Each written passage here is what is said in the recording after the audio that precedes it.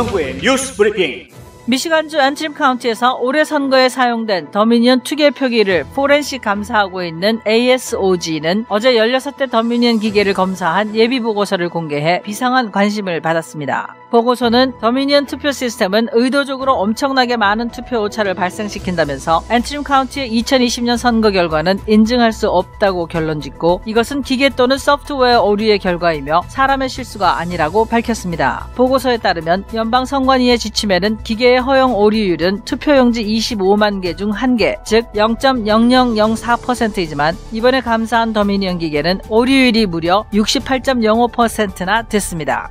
어제 하루 종일 이어진 대통령 선거인단 투표에서 조 바이든 민주당 대선 후보는 총 306표를 확보했습니다. 306표는 4년 전 트럼프 대통령이 힐러리 클린턴을 누르고 얻었던 것과 같은 숫자입니다. 이날 밤 바이든 후보는 승리 연설을 하는 동안 목을 가다듬기 위해 여러 번 연설을 멈췄는데 그 이유가 가벼운 감기를 앓고 있기 때문이라고 팍스뉴스가 보도했습니다. 팍스뉴스에 따르면 바이든은 연설이 끝난 뒤 지지자들과의 화상통화에서 감기에 걸렸다는 걸 시인했습니다. 바이든 해리스 팀은 최근 몇 주 동안 코로나19 검사를 자주 받았는데 가장 최근의 검사는 지난 금요일에 있었고 결과는 음성이었습니다.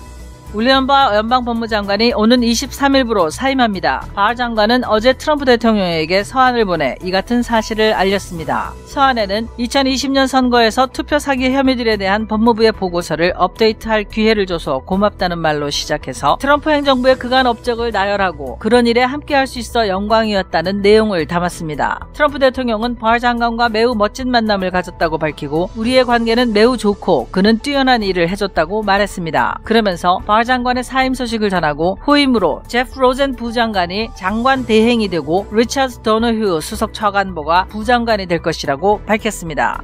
펜실베니아, 조지아, 네바다, 미시간, 뉴멕시코, 위스콘신 등 6개 주 공화당 선거인단은 어제 주에서 공식 인증한 민주당 선거인단이 바이든과 해리스 후보에게 투표하는 동안 트럼프 대통령과 펜스 부통령에게 투표하고 그 결과를 연방의회에 보냈습니다. 펜실베니아주 공화당은 1960년 대통령 선거 당시 민주당 측이 조건부로 선거인단 투표를 했던 일에서 영감을 얻었다며 트럼프와 펜스에게 조건부 투표를 던졌다고 발표했습니다. 조지아, 네바다 등은 트럼프 대통령이 주를 상대로 소송을 제기한 상태여서 공화당 선거인들이 모여 투표를 실시했다고 밝혔습니다. 한편 애리조나주 의원들은 의회에 트럼프 대통령을 선출한 대체 선거인단이 진정으로 애리조나 유권자들의 의지를 대변하는 애리조나주 입법부의 헌법적 의무라며 이를 집계해달라고 촉구하는 결의안을 발의했습니다.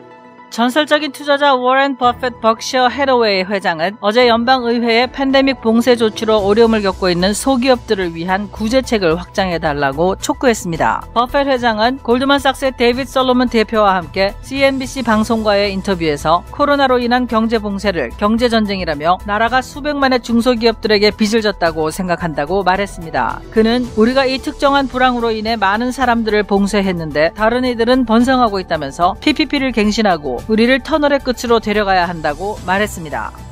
도미니언 보링 시스템의 존 폴로스 사장이 오늘 오후 1시 미시간주 주의사당에서 상원 감독위원회가 주최하는 청문회에 출석한다고 에폭타임스가 보도했습니다. 지난달 대선이 치러진 이후 폴로스 사장이 외부의 모습을 드러내기는 이번이 처음입니다. 그동안 폴로스 사장은 여러 차례 출석 요청을 받았지만 무응답으로 일관해 왔는데 미시간주 하원 감독위원회 맷 헐 위원장이 압력을 가하자 뒤늦게 응한 것으로 알려졌습니다. 폴로스 사장은 미시간주 상원 감독위원회에 보낸 서한에서 도미니언 시스템에 대한 근거 없는 명예훼손 주장을 수정할 수 있는 기회를 주셔서 감사하다며 그 같은 주장들은 열심히 일한 선거 공무원들과 공정한 절차를 통해 선출된 모든 미시간주 선출직 공무원들에게도 해롭다고 말했습니다.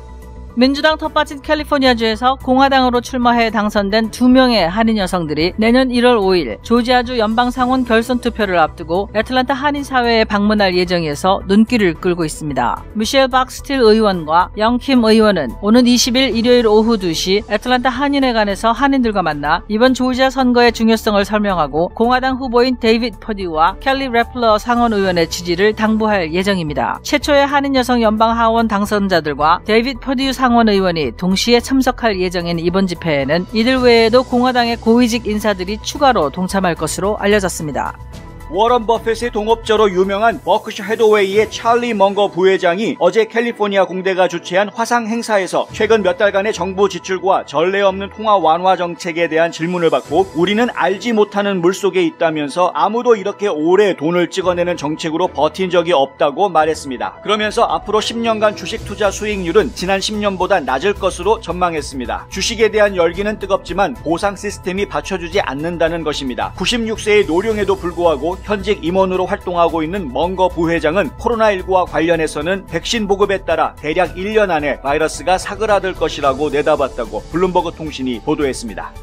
아마존이 지난 2월 인수한 스타트업 룩스가 개발한 첫 번째 자율주행 택시 로보택시를 어제 공개했습니다. CNBC 방송에 따르면 로보택시는 완전 자율주행 전기차로 운전석이 없고 4명의 승객이 2명씩 마주보는 형태로 설계됐습니다. 한 번 충전으로 16시간을 주행하는 룩스의 로보택시는 최대 주행 속도가 75마일이라고 하는데요. 양방향 주행이 가능해 좁은 공간에서도 방향 전환이 수월한 것으로 알려졌습니다. 룩스는 네바다주의 라스베이거스와 캘리포니아주의 포스터시티 및 샌프란시스코에서 주행 시험을 하고 있습니다. 룩스의 로보택시는 앱을 통한 호출 서비스를 통해 향후 샌프란시스코와 라스베이거스에서 첫 상용 서비스를 시작할 계획입니다. 올해 초 코로나 바이러스 팬데믹이 발생하자 많은 애널리스트들은 가스값 인하로 인해 내년에는 소셜 시큐리티가 인상되지 않을 것이라고 우려했습니다만 내년 시니어들은 1.3%의 생활비 인상을 받게 될 것이라고 팍스 비즈니스가 보도했습니다. 대부분의 시니어들이 매월 20불 정도 더 많은 소셜 시큐리티를 받게 된다고 하는데요. 하지만 실제로는 메디케어 파트 B 프리미엄이 인상될 수 있어서 인상에 대한 효과가 있을지는 미지수라고 팍스뉴스는 설명했습니다. 실제로 의료보험료가 지난 10년간 연평균 2.928% 올랐기 때문입니다. 팍스뉴스는 소셜 시큐리티의 구매력은 지난 2000년에 비하면 30%나 떨어지는 수준이라고 지적했습니다. 그러면서 현행 생활비에 대응하도록 설계한 소셜 시큐리티를 소비자 물가지수에 대응하도록 바꾸는 큰 변화가 필요하며 그러기 위해선 의회가 법을 바꿔야 한다고 보도했습니다. 제임스 라이스 자동차 사고 변호사, 그의 실력은 이미 인정받았습니다. 미국 전체의 상위 1% 변호사 선정, 멀티밀리언 달러 승소 변호사, 14년 연속 AB 등급 유지, 6년 연속 슈퍼 변호사. 하지만 저희 최고의 자랑은 고객이 주시는 믿음입니다. If you've been injured in an auto accident, I want you to call me. I know who the enemy is, I know how they fight, and most of all, I know how to win. 제임스 라이스 법률 그룹. 안녕하십니까, 홍성구 기자입니다. 어제 도미니언 투표기계에 대한 포렌식 검사 결과가 공개가 됐다 해서 큰 화제가 됐죠. 무려 23페이지에 달하는 보고서가 공개가 됐는데요. 이것이 저희가 볼 때는 아마 두 번째 보고서인 것 같습니다. 그리고 기사의 표현대로라면 예비 보고서라고 해서 아직 더 진행이 돼야 하는 것으로 그렇게 알려져 있습니다. 저희가 두 번째 보고서라고 말씀드리는 이유는 보고서에 V2, 그러니까 버전 2라고 되어 있는 것으로 보아서 두 번째 보고서인 것 같다라고 말씀을 드리는 것이고요. 13일 날 작성된 보고서입니다. 그런데 어제서야 이제 공개가 된 것이고요. 그 어제 공개된 보고서 내용에 보니까 여러 가지가 있기는 한데 그중에 중요한 것만 딱 정리해 드리자면 이렇습니다. 투표 기계를 돌렸던 날짜가 세 가지 날짜가 나옵니다. 11월 3일, 11월 5일, 그리고 11월 21일 이렇게 세 번에 거쳐서 기계를 돌렸는데 이 돌릴 때마다 매번 다른 값이 나왔습니다. 그것이 지금 가장 큰 문제인 것이죠. 이게 어떻게 해서 이게 값이 매번 달라질 수 있는지 그것도 좀 의문인데 첫 번째 했을 때에는 총 투표수가 12,423개였다가 두 번째 할 때는 17,327개로 올라갑니다. 그리고 세 번째 할 때는 15,949개로 또 떨어집니다. 들락날락하는 그런 변화가 있었다라는 것이고요. 그 과정에서 바이든 후보와 트럼프 대통령 간의 표 차이도 다르게 나타나는데요. 처음에 할 때에는 바이든이 7,769, 트럼프는 4,509, 그러니까 표 차이가 제법 많이 나죠. 거의 3,200표 정도 표 차이가 나는 그런 모습을 보였는데 두 번째 할 때에는 바이든이 7,289, 7,700에서 7,200대로 한 500표가 빠집니다. 그리고 트럼프 대통령은요, 원래 4,500이었던 것이 두 번째 검사했을 때는 9,783으로 늘어납니다. 거의 5,200표가 늘어납니다. 어떻게 해서 이런 문제가 있었을까요? 그 다음에 세 번째 개표했을 때에는 바이든 후보가 5,960표로 확 줄어들고요. 그리고 트럼프 대통령은 여전히 9,748표, 그 9,700대를 유지를 하는 거죠. 그러니까 이게 매번 기계를 돌릴 때마다 다른 숫자가 나왔다라는 부분, 이게 상당히 중요한 부분입니다. 결론적으로 이 오차율을 검토를 해봤더니 무려 68.05%의 오차율, 오류율이 있었다라는 겁니다. 68%의 오류가 있었다라고 이야기하면 뭐 거의 다 오류, 3표 중에 2표 이상이 잘못 계산이 됐다라는 이야기니까 이거는 도저히 믿을 수가 없는 결과가 나왔다 이거죠. 원래 연방정부에서 연방선거관리위원회에서 규정한 바에 따르면 이 전자식 투표기계가 인정을 받으려면 25만 표 중에 1표 정도만 틀리는 수준이어야 한다는 겁니다. 그거 따져보니까 0.0004%였거든요. 그러니까 25만 표 중에 1표 정도만 틀리게 나와야 되는데 근데 그게 아니라 지금 보니까 3표 중에 2표 이상은 잘못 계산하는 이런 시스템이었다라는 게 드러난 것이죠. 미시간주에 있는 앤트림 카운티에서 16대의 도미니언 투표기를 조사한 결과입니다. 총 22대가 있습니다. 앤트림 카운티에는. 그러니까 나머지 6대는 지금 계속 조사를 지금 진행하고 있는 것으로 보입니다. 이 조사에 참여했던 그 ASOG라는 그룹이 있는데요. 이 ASO 그룹이라는 데가 이게 보통 사람들의 모임이 아닙니다. 국방부, 정보국, 그다음에 국토안보부, CIA 이런 데 출신들이 모여서 조직이 된 전문가들 그룹이고요. 그리고 이 그룹과 연계해서 움직였던 러셀 제임스 램슬랜드라는 분이 있는데 이분 같은 경우에는 하버드에서 MBA하고 듀크대에서 정치학 학위를 받은 인재입니다. 그리고 지금 세계적으로 비즈니스를 운영하고 있고 정부 측의 기술 자문으로도 일을 하고 있는 이런 분입니다. 그러니까 이런 분들이 지금 전문가들과 함께 이 포렌식 감사를 한 것이기 때문에 이 포렌식 감사 결과에 대해서 그렇게 크게 문제가 되지 않을 것이다. 서두에서부터 그렇게 내가 누군지부터 밝히고 이제 보고서가 시작이 되는데요. 그럼에도 불구하고 미시간주에서는 그 보고서 내용은 신뢰할 수 없다. 뭐 이런 식으로 지금 얘기가 나오고 있기는 합니다만은 어쨌든 완전히 22개의 개표기가 다 완전히 감사가 된 이후에 최종 보고서가 어떻게 나올지는 뭐 또 지켜볼 일이기는 합니다만 지금까지 감사된 결과만 가지고 놓고 이야기하더라도 이거 그냥 넘어갈 수 없는 문제인 것 같다. 이런 부분인 것이죠. 트럼프 대통령은 어제 트위터에다가 이건 정말 대단한 발견이다. 이렇게 이야기를 했고요. 그리고 이 문제를 그냥 간과하지 않을 것으로 그렇게 지금 이야기해놨습니다. 무슨 얘기냐면 이 문제는 좀 확대되어야 한다는 겁니다. 이 보고서의 결론이 뭐냐면 미시간주 앤트림 카운티에서 있었던 이 선거 결과는 이 개표기가 오류가 너무 많기 때문에 도대체가 믿을 수가 없는 결과가 나온 것이다. 그러니까 인증할 수가 없다. 이 카운티에서 나왔던 선거 결과는 인증할 수 없다라는 결론을 내립니다. 그렇게 이야기한다면 그러면 미시간주 전체 투표를 인정할 수 없는 그런 결과가 나오는 것 아니냐 이렇게 확대 해석할 수도 있는 부분인 것이죠. 심각한 문제가 아닐 수 없습니다. 많은 분들이 도미니언 기계 문제 있다라고 지적을 했음에도 불구하고 그거 음모론이야. 기계 문제 있을 수가 없어라고 공식적으로 반발을 해왔었죠. 심지어는 CISA라는 국토안보부에 있는 사이버 보안을 담당하고 있는 부서에서조차도 선거는 아주 완전 무결했다. 아무 문제 없었다. 역대상 가장 깨끗한 선거였다라는 말을 했다가 국장이 잘렸죠. 그런데 어쨌든 간에 실질적으로 전문가들이 포렌식 감사를 해서 그 결과를 정식으로 발표를 한 겁니다. 그러니까 이건 저희가 좀 신뢰도가 매우 높다. 그리고 법정에서도 이거를 인정하지 않을 수 없는 그런 감사 결과다라고 이야기할 수 있을 것 같습니다.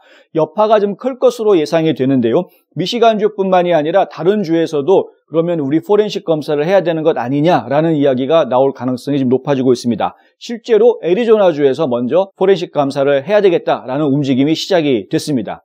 이 마리코파 카운티 참 말 많은 카운티죠. 마리코파 카운티에서 이 포렌식 감사를 하자, 도미니언 투표기에 대한 포렌식 감사를 하자라는 말이 지금 나와 있고요. 조지아주 같은 경우에도 지금 커피 카운티에서 이 도미니언 기계가 문제가 있다라는 것이 증명이 되지 않았습니까? 그래서 지금 커피 카운티 같은 경우에는 아직 선거 결과를 인정 못하겠습니다. 이렇게 지금 발표를 한 상태입니다. 자기네 투표기계 가지고 나온 결과를 본인들이 인정할 수 없다라고 선관위에서 이렇게 결론을 내린 것이죠. 조지아에 159개 카운티가 있는데요. 그중에서 6개 카운티가 이런 식으로 지금 선거 결과에 대해서 인정할 수 없습니다라고 지금 버티고 있는 그런 상황입니다. 그럼에도 불구하고 이 6개 주 카운티에서 나온 결과들을 다 받아들인다고 해도 조지아주 최종 선거 결과, 그러니까 바이든이 12,000표로 이겼다라는 그 최종 선거 결과에는 변함이 없다라는 것이 현재 조지아주 국무부의 생각입니다. 그렇기 때문에 그냥 조지아주에서는 어제 민주당 선거인단이 모여서 정식으로 바이든 후보를 대통령으로 뽑는 투표를 했죠. 선거인단 얘기는 제가 좀 이따 다시 해드리도록 하겠습니다. 그런데 지금 중요한 이야기는 지금 도미니언 기계에 문제가 있다라는 것이 점점점 더 확실해져 가고 있다라는 것이고요.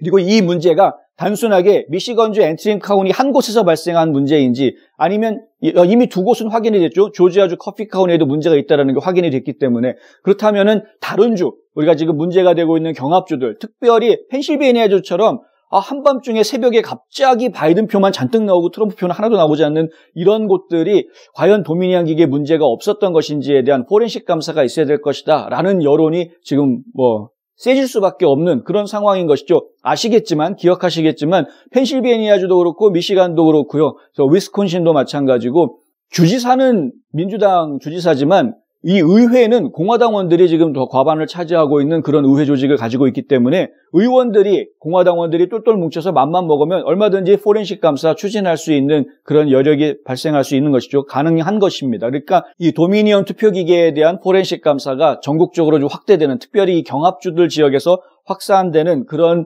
움직임이 지금 이후에 발생하지 않겠느냐라고 지금 제가 예측할 수가 있고요. 또 한 가지 생각할 수 있는 것은 지금 법무부 장관이 사표를 냈죠. 법무부 장관이 12월 23일 날짜로 그만둔다고 했습니다. 그리고 그 후임이 누가 될지 어제 이미 다 발표가 됐습니다. 그렇기 때문에 이 법무부에서 그러니까 연방 검사들이 움직일 수 있다는 거죠. 연방 검사들이 움직여서 실질적인 조사에 착수를 할 수 있다. 그러니까 이 도미니언 기계에 대한 구체적인 포렌식 감사를 법원이 허락을 해줘가지고 의회가 어떻게 요청을 하고 법원이 허락을 해줘서 포렌식 감사를 하는 게 아니라 아예 검사들이 직접 투표기계들을 확보하고 포렌식 감사를 직접 진행할 수도 있다. 그러니까 어떤 방향으로 진행이 될지는 모르겠습니다만 아무래도 검사 쪽이 움직이는 것이 훨씬 더 빠를 것 같기는 한데, 근데 어쨌든 그런 일들이 진행될 것이다. 이렇게 지금 예상이 되고 있습니다. 이런 예상이 가능한 이유가요. 어제 바 법무장관이 사표를 내면서 이 사직서를 트럼프 대통령에게 보냈는데 이 서한 내용을 트럼프 대통령이 공개를 했습니다. 이 서한 내용이 보면은요, 처음에 시작하는 문구부터가 부정선거에 대해서 보고할 수 있게 해줘서 기뻤다라는 말로 시작합니다. 그리고 그 표현에는 업데이트라는 표현이 들어갑니다. 그러니까 이 보고가 한 번 있었던 게 아니라 지금 기존에 있던 보고들을 갖다가 업데이트한, 갱신해서 새로운 보고를 하도록 해줘서 고맙다라는 말로 시작을 합니다.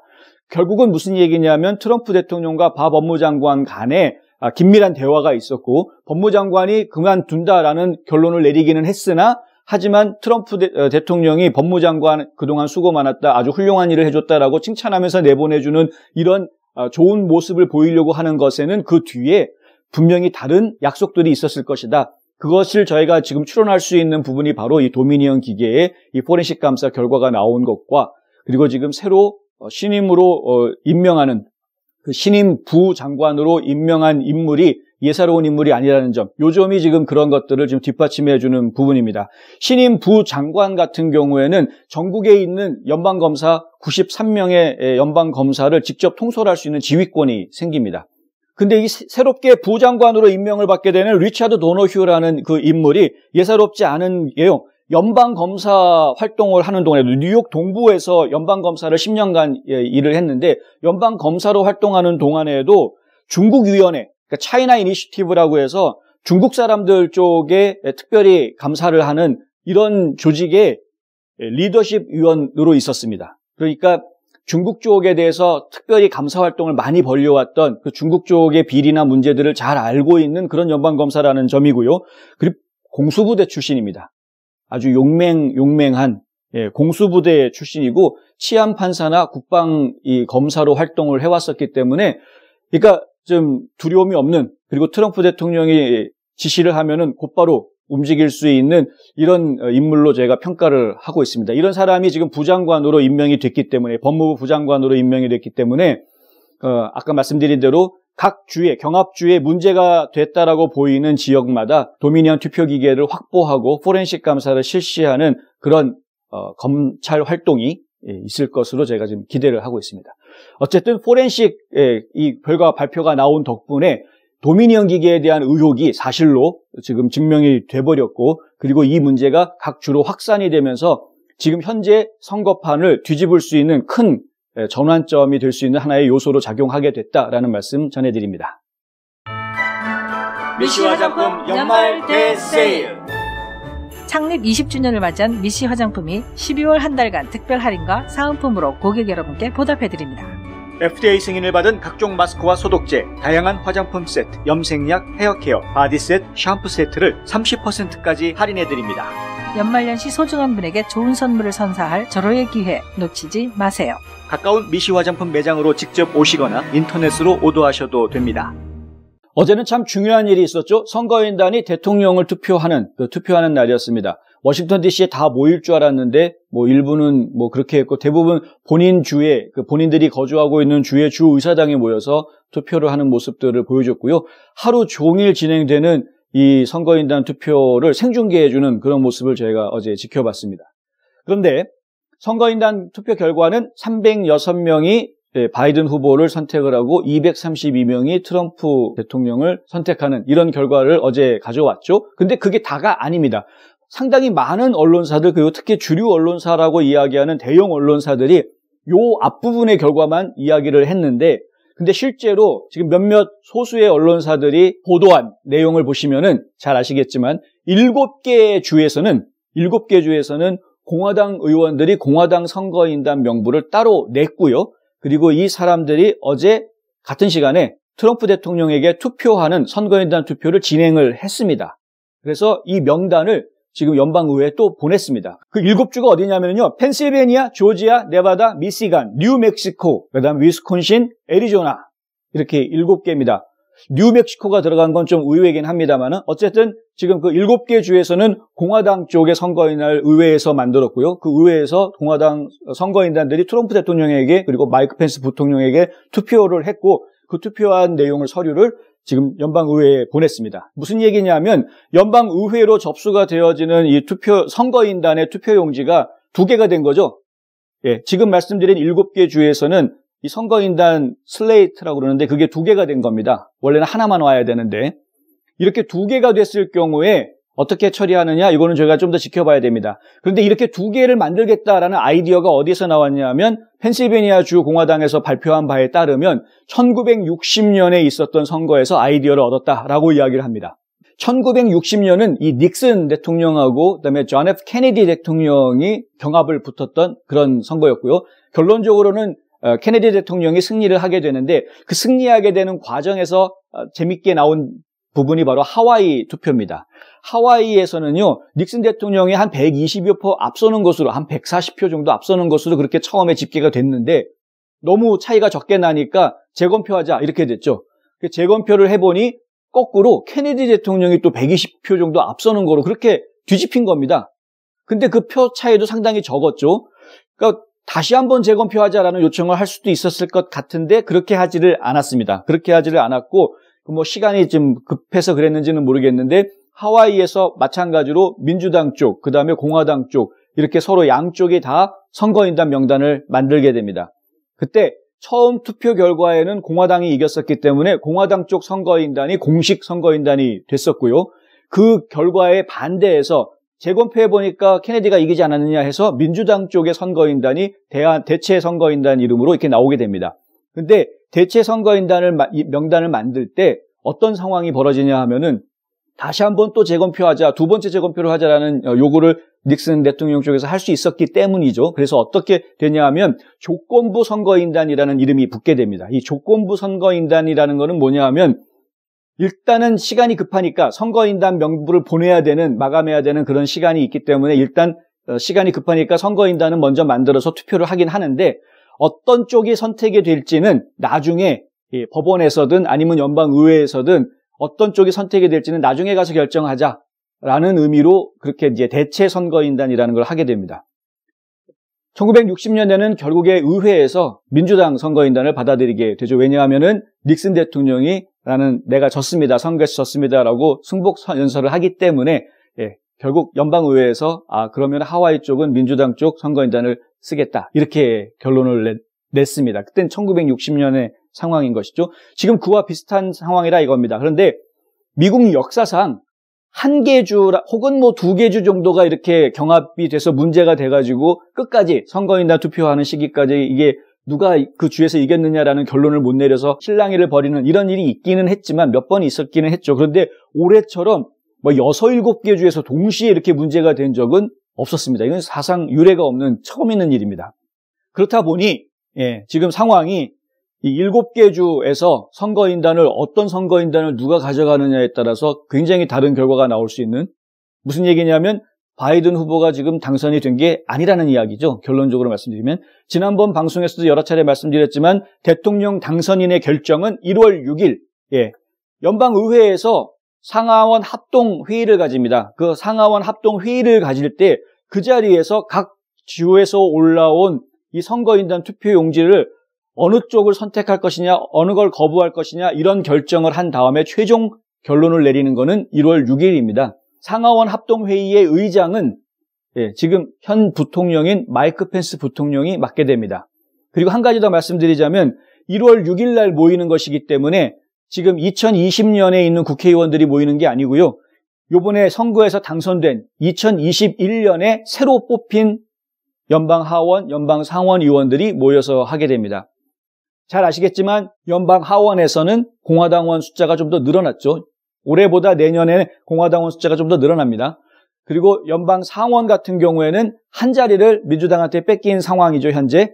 근데 1월 5일 날 조지아주에서 연방상원 투표에 누가 당선이 되냐에 따라서 약간 구조적인 변화가 있을 수 있습니다만은 하여간 지금 그런 상황입니다. 그러니까 그 합동회의에서 어떤 선거인단을 결정할 것이냐 하는 문제가 이제 이야기가 본격적으로 될 것인데요.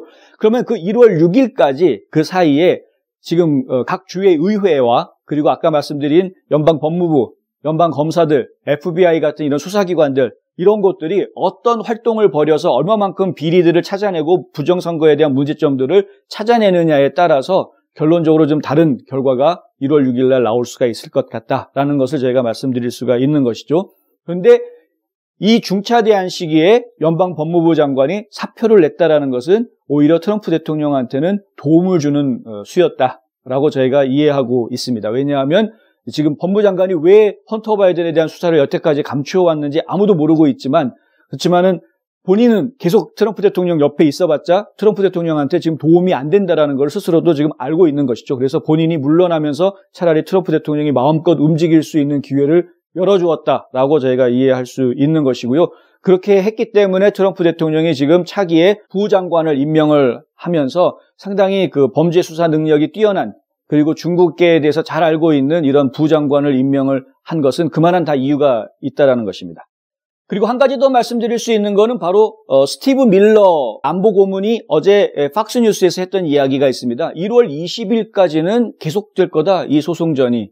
왜 이러냐면요, 헌법에 정해져 있는 거는 1월 6일이 아니라 1월 20일이라는 거죠. 1월 20일 대통령 취임하는 날짜만 헌법에 나와 있다.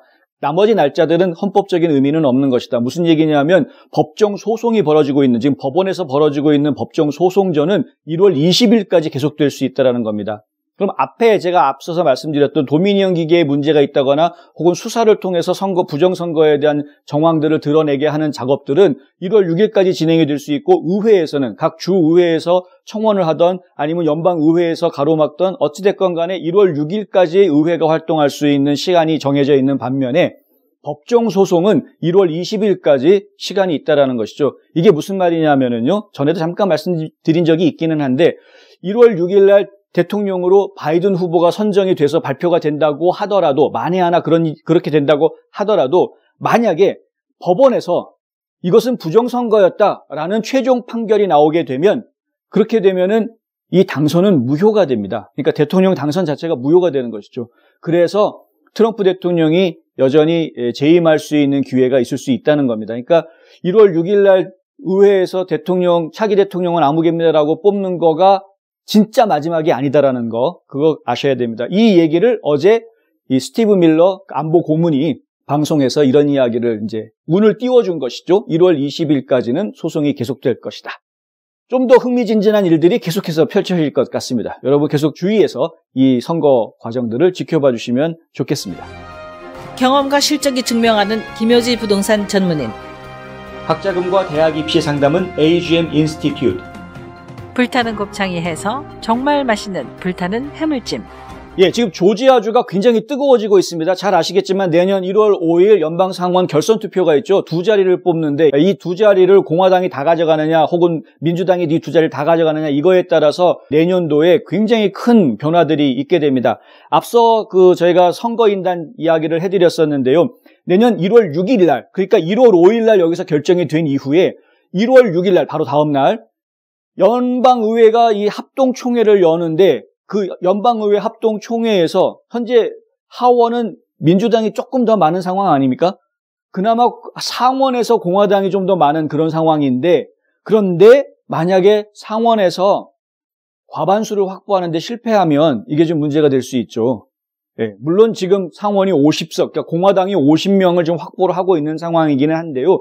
문제는 뭐냐면 이 50명 공화당원 중에서 라이노가 있다라는 겁니다. 그러니까 지금 공화당원이지만 이번 선거는 트럼프 대통령이 신사적으로 그냥 양보해라 라고 이야기하는 상원의원이 있다는 것이죠. 그렇기 때문에 이 50명 상원의원 가지고 있는 거로 지금 안심할 수 없는 상황입니다. 그래서 조지아주에 지금 결선 투표를 하는 2명 다 조지아주에서 2명 다 공화당원으로 상원의원을 만들어야 안심할 수 있겠다. 이게 지금 현재 공화당 쪽의 입장인 것이죠. 반대로 민주당 쪽에서는 어떻게 해서든 2명을 다 민주당으로 두 자리를 가져오게 되면 그러면은 민주당 쪽 진영이 또 50명을 가지게 되기 때문에 굉장히 든든한 상황이 되는 것이죠. 1월 6일 날 연방의회에서 뭔가 일이 벌어진다고 할 경우에 거부권을 행사하거나 뭔가 활동을 할 수 있는 이런 그 여력이 가장 큰 힘이 생깁니다. 공화당 쪽에서 한 명만 끌어오면은 상원도 과반을 뒤집을 수 있게 되고 하원은 이미 과반수 이상을 가지고 있고, 그러니까 민주당에서 원하는 결론을 낼 수가 있는 거죠.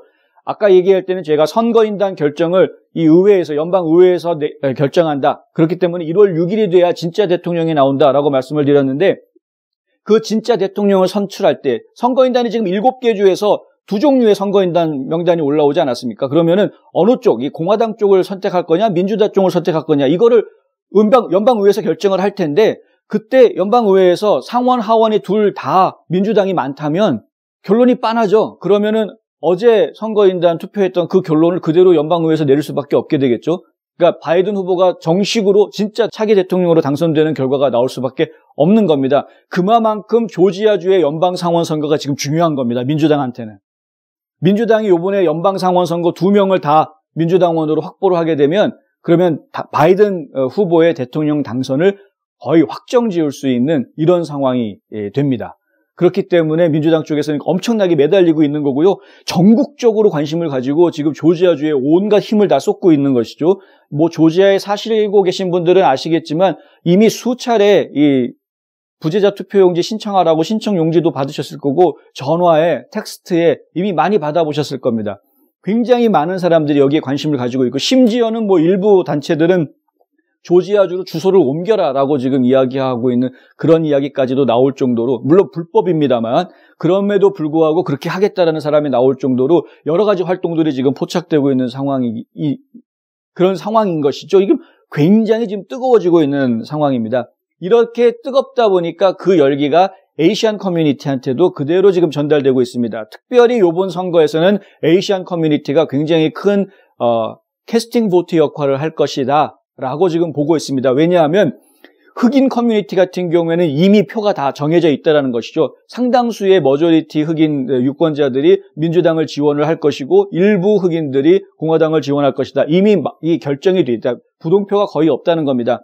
백인들도 마찬가지입니다. 백인 사회에서도 상당수가 이 공화당 쪽을 지지할 것이고 또 적지 않은 수가 민주당을 지지할 것이다라는 이미 정해져 있는, 부동표는 거의 없는 이런 상황이라는 것이죠. 그런데 부동표로 이야기할 수 있는 표심이 바로 히스패닉하고 이 에이시안 커뮤니티인데, 히스패닉 같은 경우에도 지금 여러 가지로 집중해서 노력들을 많이 하고 있는 그런 선거 유세를 많이 벌이고 있는 상황이긴 합니다만, 에이시안들 같은 경우에는 특별히 부동층이 많다라고 지금 보고 있는 겁니다. 왜냐하면은 그동안 에이시안들이 투표 현장에 나와서 이 투표권을 행사한 에이시안들이 많지 않았기 때문에 그렇습니다. 투표율이 굉장히 떨어지는 이 층이거든요. 그러니까 이 에이시안 커뮤니티의 투표율을 높일 수만 있다면 그러면은 든든한 지원군을 하나 얻는 것과 같은 효과를 볼 수 있다라는 것이 지금 각 선거 캠프의 생각들입니다. 사실인 것 같고요. 그렇다 보니까 이 열기가 지금 한인 사회에도 그대로 전달이 되고 있어서 이제 민주당 쪽에서도 이 한인 사회를 타겟으로 하는 전담 팀을 구성을 하고 있는 상황이고요. 그리고 공화당에서도 지금 어떻게 하면은 이 한인 사회에 선거 붐을 일으키게 하느냐, 어떻게 하면은 유권자이면서 여태까지 한 번도 투표하지 않았던 사람들을 다시 나와가지고 우리 당을 찍게 해주겠느냐, 이런데 지금 온통 집중을 하고 있는 그런 상황입니다. 민주당 같은 경우에는 에이션 아메리칸 액션 펀드 조지아 지부가 있는데 이곳에서 지금 한인팀을 결성을 해서요, 한인 사회의 본격적인 선거운동을 벌이기 위한 그런 모임을 지금 추진해 나가고 있고, 내일 이 한인 사회에 있는 언론사 기자들을 모아서 별도로 기자회견을 좀 갖겠다라고 지금 요청이 들어와 있는 그런 상태입니다. 그리고 공화당 같은 경우에는 좀 더 적극적으로 움직이는 모습을 보이고 있는데, 이번에 전국적으로 관심을 받았던 민주당 텃밭이면서 공화당 의원이 당선이 된 캘리포니아주의 이 두 명의 한인 여성 공화당원이 있죠. 바로 미셸 박스틸, 한국명이 박은주던데, 그리고 미셸 박스틸하고 그 다음에 영킴 의원 같은 경우에는 2년 전에 당선이 된 줄 알았다가 아깝게 나중에 이제 부재자 투표 개표한 결과 뒤집히면서 아깝게 탈락했다가 올해는 아주 서력을 제대로 해줬죠. 그래서 올해 지금 당선이 된 게 한인 여성으로서는 최초로 이 연방 하원 의원으로 당선된 2명의 이 여성 의원들이 있는데 조지아를 방문을 합니다. 이번 주 말에 방문을 하는데요. 19일 날 와서 21일까지 2박 3일 동안 이 조지아에서 유세를 펼치고 돌아갈 계획인데 곳곳에서 이런 유세전을 펼칠 예정이고요. 이번 일요일 날 20일 날 오후 2시에 애틀랜타 한인회관에서 정식으로 집회를 가질 예정입니다. 이 모임에는 뭐 당연히 한인들을 많이 초대를 하겠죠. 그리고 이 여성 두 분뿐만이 아니라 데이비 퍼듀 연방 상원의원도 온다고 합니다. 이 연방 상원의원이, 현직 연방 상원의원이 한인 사회와 이렇게 타운홀 미팅을 가지는 거는 이번이 처음입니다. 여태까지 이렇게 모임을 가져본 적이 없습니다. 그만큼 지금 에이시안 표가 소중한 겁니다. 그렇게 어떻게 해서든 한 표라도 더 가져가야 되고, 어떻게 해서든 지금 잠자고 있는 표들을 깨워서 우리 당 찍어주세요라고 해야 되는 이런 상황인 것이죠. 그런데 이 세 분만 오는 게 아니라 지금 저희가 옆으로 흘려듣기에는 전직 유엔 대사를 지냈던 분도 지금 초대가 돼 있다고 하고, 올지 안 올지 확실한 건 아니지만 굉장히 많은 공화당계 고위직 인사들이 이 행사에 참여할 것으로 지금 보인다, 이런 이야기가 지금 돌고 있습니다. 하여간 기대가 됩니다. 그동안 한인 사회가 위상이 많이 높아졌다라는 것으로 이해할 수도 있겠지만, 또 다른 한편으로 보면은 지금 얼마나 절박하면 이렇게 하겠는가라는 생각이 들기도 하고요.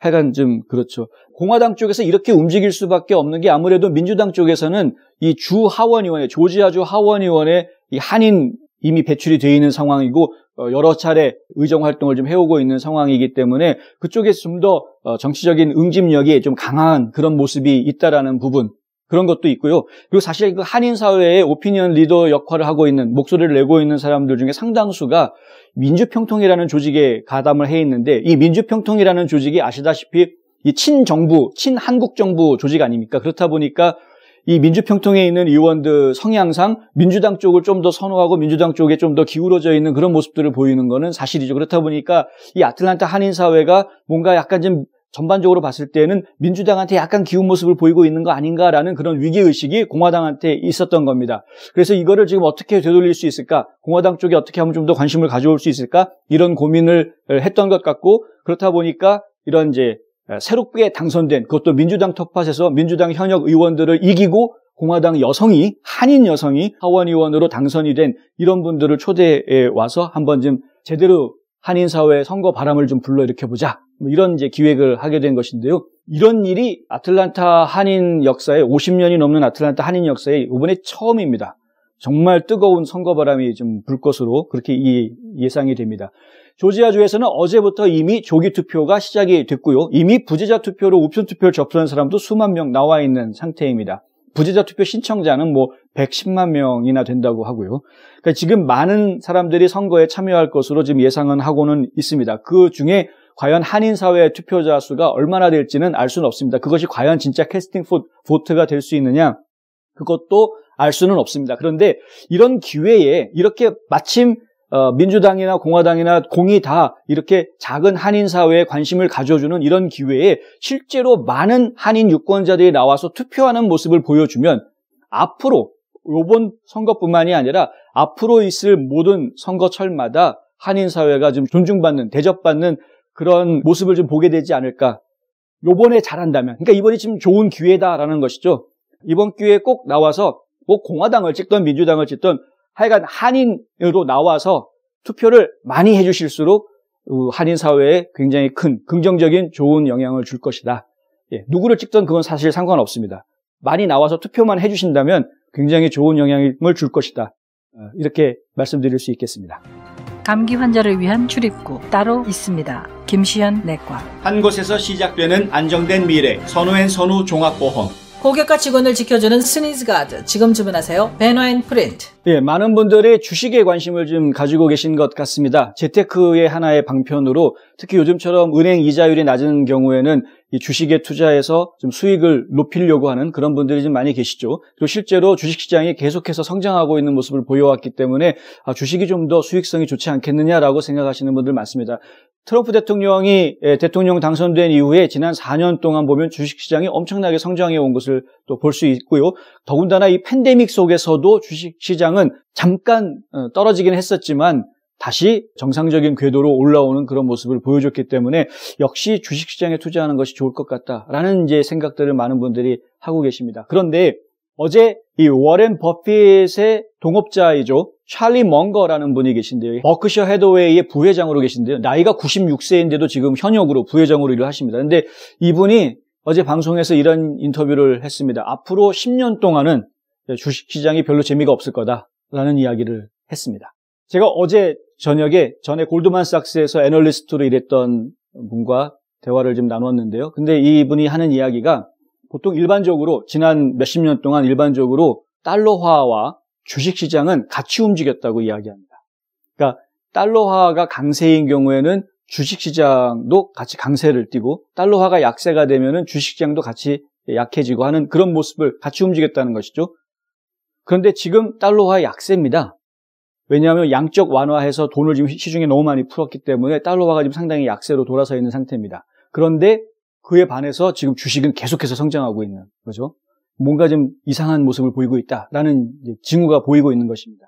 이 비트코인 같은 이 암호화폐들, 이 암호화폐들 같은 경우에도 하나의 안전자산으로 보통 인식이 되고 있기 때문에 이 암호화폐 가치 같은 경우에는 이 달러화하고는 이제 반비례합니다. 그리고 마찬가지로 주식시장하고도 반비례합니다. 왜냐하면 주식시장 같은 경우에는 역동적인 수익률을 얻는 것이기 때문에요. 안전자산이라고 이야기하는 금값이라든가 이런 암호화폐 가치하고 주식시장하고는 서로 반비례해서 움직이는 것이 일반적이라는 겁니다.